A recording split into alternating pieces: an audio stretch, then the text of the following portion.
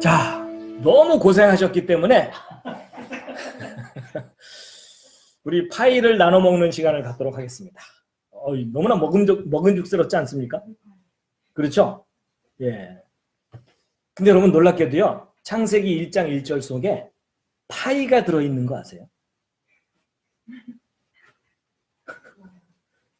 이 파이라는 단어가 이중적인 의미가 있는데, 음식으로서의 파이가 있는가 하면 수학에서 사용하는 파이가 있거든요. 근데 창세기 1장 1절 속에요, 파이가 들어있어요. 그래서 우리가 드디어 파이를 먹을 수 있는 기회가 왔어요. 이거 노르웨이에 계신 분이요, 153 쉴터 수련회를 노르웨이로 오라고 그러시는데요. 자, 여러분 창세기 1장 1절 속에 파이가 어떤 식으로 들어있는지를 찾아냈냐면요, 하여튼 정말 할 일 없는 사람들이 많아요. 창세기 1장 1절의 숫자들을요, 이렇게도 해보고 저렇게도 보고 연구를 해본 거예요. 그랬더니 이런 거예요. 여러분 창세기 1장 1절에 히브리어 단어가 7개가 있죠. 그리고 각 단어마다 숫자 값이 있다 그랬죠. 그리고 창세기 1장 1절에 모든 알파벳도 숫자 값이 있다 그랬죠. 그렇죠? 그래서 그 단어의 알파벳들의 숫자 값들이 있는데 요걸 다 더하면 그 단어의 숫자 값이 되는 거예요.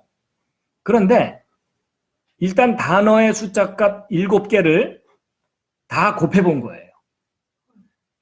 너무 어려워하지 마세요. 계산기 누르면 돼요.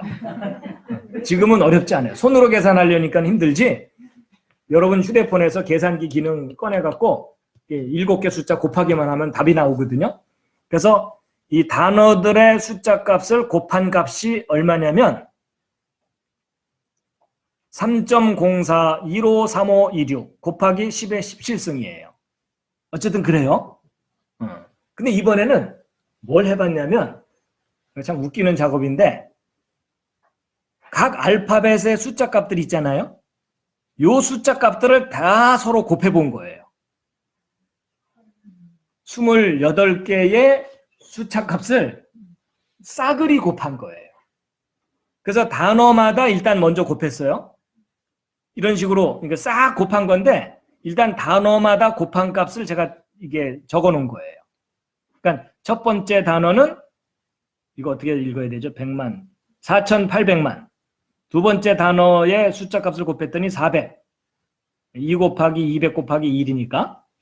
그 다음에 세 번째 단어는 6만이 나오고요. 네 번째 단어는 400이 나오고, 다섯 번째 단어는 2,400만이 나오고, 여섯 번째 단어는 2,400. 그 다음에 마지막 7번째는 9만이 나오거든요. 근데 요 7개의 숫자를 또 곱한 거예요. 참 할 일도 되게 없죠. 그래서 요게 곱한 값이 2.3887872 곱하기 10의 30, 이거 제가 타이포네요. 34승. 4승이 나와요.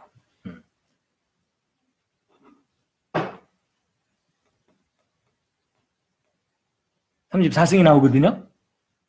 근데 여러분, 이런 숫자들을 보면 뭐 특별한 느낌이 안 들잖아요. 그렇죠?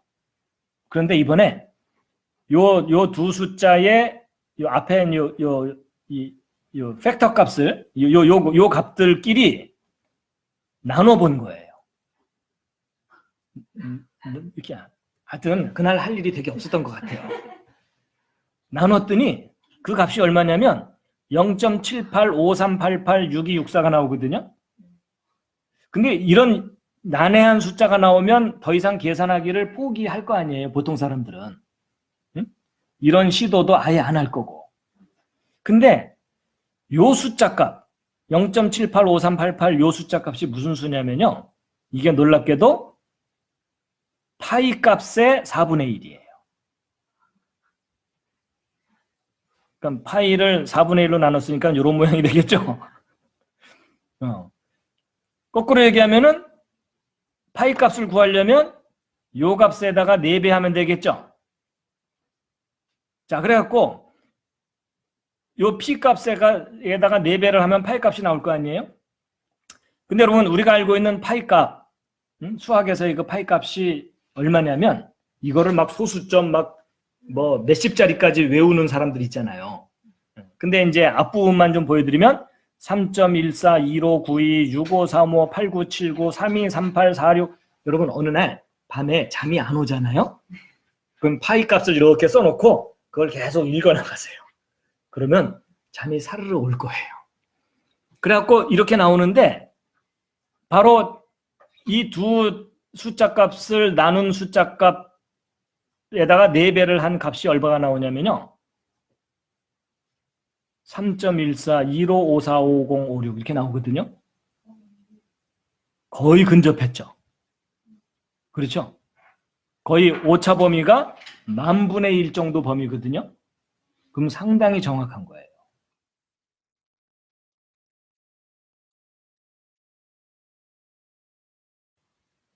그러니까 놀랍게도 창세기 1장 1절 속에다가 하나님께서요. 파이를 넣어두신 거예요.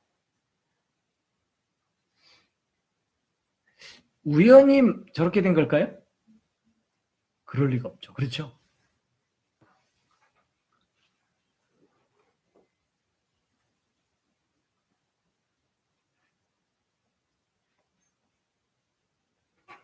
그래서 이 파이 값은요. 파이 값은 정사각형 면적분의 원의 면적과 관계 있는 값이에요. 그게 바로 4분의 파이예요. 4분의 3.14159 이렇게 되는 거죠.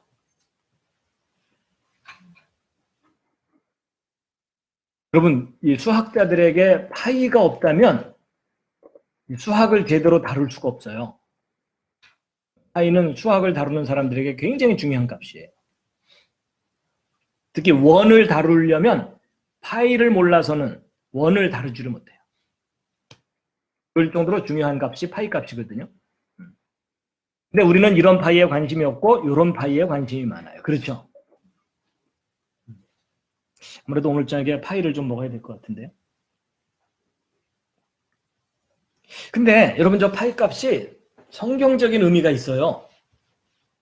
그게 뭐냐면 제가 이제 성경 구절을 찾다가 못 찾았는데 시간 너무 부족해서 못 찾았는데 여러분 이스라엘 백성들에게 하나님이 율법을 주시면서 이 긍휼에 관한 법을 만들어 주신 것이 그게 이제 희년법 이런 것들이에요. 너무 가난해서 자기 땅을 팔 수밖에 없는 사람들에게 49년이 7번째 안식년이 돌아오면 반드시 땅을 돌려주게. 그러니까 가난한 사람이 영원히 가난하지 못하게, 가난하지 않게, 부자도 영원히 부자가 안 되게 하나님이 법을 만들어 주셨거든요. 그게 긍휼법이고 사랑의 법이죠. 그렇죠? 예.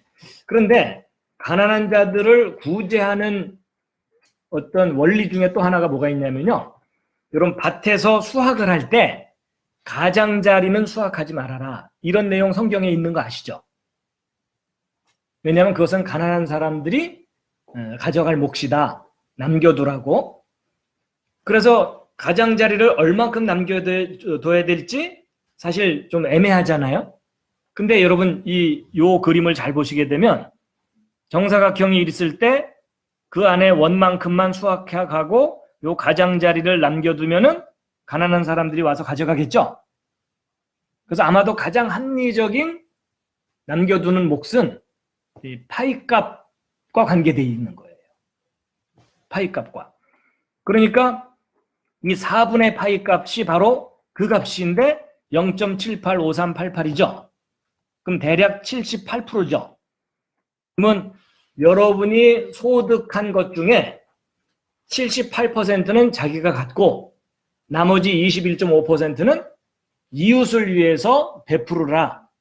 근데 아마도 그런 룰을 나름대로 적용을 해보면 이 세상에 평화가 올 가능성이 높아요.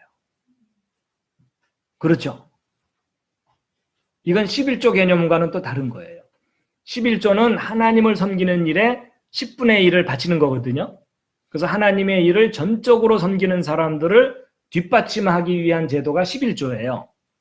그러니까 레위 지파가 제사에 전념할 수 있도록 하나님께 바치는 것이 11조 개념인데 그것은 하나님께 드리는 제사에 바치는 일이고 이웃을 위해서 바쳐야 되는 기준을 혹시 성경 속에서 찾자면 파이 값에서 찾아야 되는 거죠.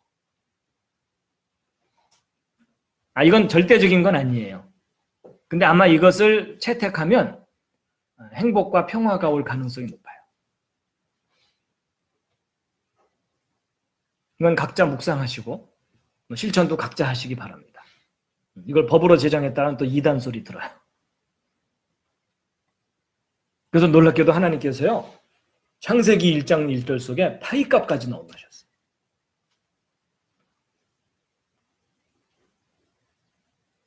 갈수록 신기하죠? 여기 우리 서단비 전수사님이 성경 말씀을 올려주셨는데 내전에다 잘 집어넣어야 되겠네요. 제가 읽어드릴게요. 너희 땅에 곡물을 벨 때에 밭 모퉁이까지 다 베지 말며 떨어진 것을 줍지 말고 너는 그것을 가난한 자와 객을 위하여 버려두라. 나는 너희 하나님 여호와니라.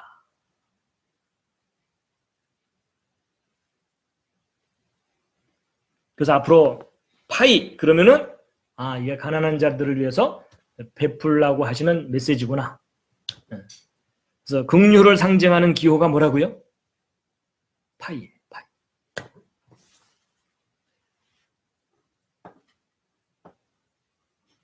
네, 또 어떤 분이 또 글을 남겨주셨네요. 지금 적용해도 너무 좋을 것 같은 지혜로운 법인 것 같아요. 이스라엘은 저 구절 때문에 재고로 남은 과일이나 채소를 무상으로 가져가게끔 남겨둔다라고 합니다.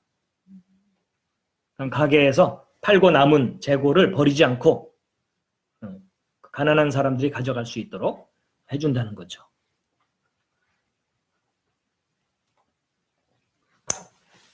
아무래도 오늘 저녁에 파이를 좀 먹어야 될 것 같지 않습니까? 그러니까 앞으로 파이를 동그랗게 만들지 마시고 네모나게 만든 다음에 동그란 부분은 드시고 가장자리는 누군가를 위해서 주시기 바랍니다.